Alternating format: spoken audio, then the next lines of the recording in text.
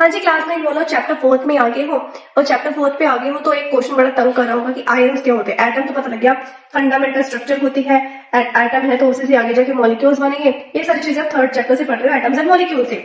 अलग अलग मॉडल्स है, उससे पता लगे कि एटम क्या है, उसके सेंटर पे न्यूक्लियस है, न्यूक्लियस के अंदर न्यूट्रॉन्स और प्रोटॉन्स है, बाहर इलेक्ट्रॉन्स है। अब सवाल आता है आयन्स क्या होते हैं। तो डियर स्टूडेंट्स, कोई भी एटम को अगर उसका ऑक्टेट कंप्लीट करना है तो कंप्लीट ऑक्टेट वो या तो अपने इलेक्ट्रॉन्स को गेन कर लेंगे, नए इलेक्ट्रॉन्स गेन कर लेंगे किसी और एटम से, या अपने इलेक्ट्रॉन्स किसी और एटम को डोनेट कर देंगे, वो होते हैं आयन।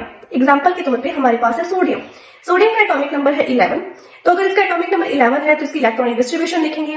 के शेल में 2 इलेक्ट्रॉन्स आगे पीछे बचे 9 इलेक्ट्रॉन्स। एल शेल में 8 इलेक्ट्रॉन से ज्यादा नहीं आ सकते क्योंकि ये रूल है। तो पीछे बचा 1 इलेक्ट्रॉन, वो 1 इलेक्ट्रॉन एम शेल में जा रहा है।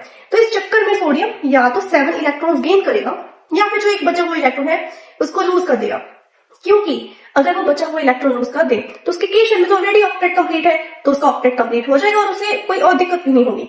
तो बेटर तो ये है कि वो अपना 1 इलेक्ट्रॉन डोनेट कर दे। अब वो 1 इलेक्ट्रॉन डोनेट करेगा भी क्योंकि वो 7 इलेक्ट्रॉन्स को गेन करके एकोमोडेट नहीं कर पाएगा, अफोर्ड नहीं कर पाएगा। अफोर्ड में पैसे वाला अफोर्ड नहीं, उसके अंदर उतनी एनर्जी नहीं है, in the currency of energy वो इसको नहीं रख पाएगा, 7 इलेक्ट्रॉन्स को बैलेंस नहीं कर पाएगा।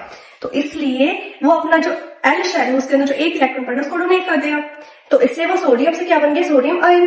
अब से उसने डोनेट कर दिया है तो उसके ऊपर आ जाएगा पॉजिटिव चार्ज। अब इस पॉजिटिव चार्ज के कारण ही बन जाएगा एन, ए के ऊपर एक पॉजिटिव आ जाएगा साइन। दैट मीन्स अभी सोडियम आयन बन चुका है क्योंकि इसने अपना 1 इलेक्ट्रॉन डोनेट कर दिया। अब सिमिलरली आप एग्जांपल ले लो क्लोरीन की। क्लोरीन का एटॉमिक नंबर होता है 17। तो 2 इलेक्ट्रॉन्स गए के शेल में, 8 इलेक्ट्रॉन्स गए वो गए एल शेल में, फिर से हमारे पास 7 इलेक्ट्रॉन्स बचे हैं। तो 7 इलेक्ट्रॉन्स कहाँ जाएंगे, एम शेल में। एम शेल में 7 इलेक्ट्रॉन्स है। अब क्लोरीन को सिर्फ 1 इलेक्ट्रॉन चाहिए। अगर वो 1 इलेक्ट्रॉन किसी से ले ले तो उसका ऑक्टेट कंप्लीट है। तो भाई अब क्लोरीन के पास अच्छी ऑप्शन पड़ी है कि हाँ, वो पहले सोडियम था उसके पास ना एक्स्ट्रा पड़ा था, मैं इसे ले लेता हूँ। सोडियम को तो जरूरत नहीं एक्स्ट्रा की, मैं ले लूंगा, मेरा ऑक्टेट कंप्लीट हो जाएगा। तो जब उसने गेन कर लिया electron from some other atom तो क्लोरीन के ऊपर अब नेगेटिव चार्ज आ गया है और अब ये क्लोरीन एटम से क्लोराइड आयन बन चुका है, क्योंकि क्लोराइड आयन का हमें सिंबल कैसे पता चलेगा, ऊपर नेगेटिव साइन आ जाएगा। क्लोराइड आयन बनते ही इसका ऑक्टेट कंप्लीट हो गया।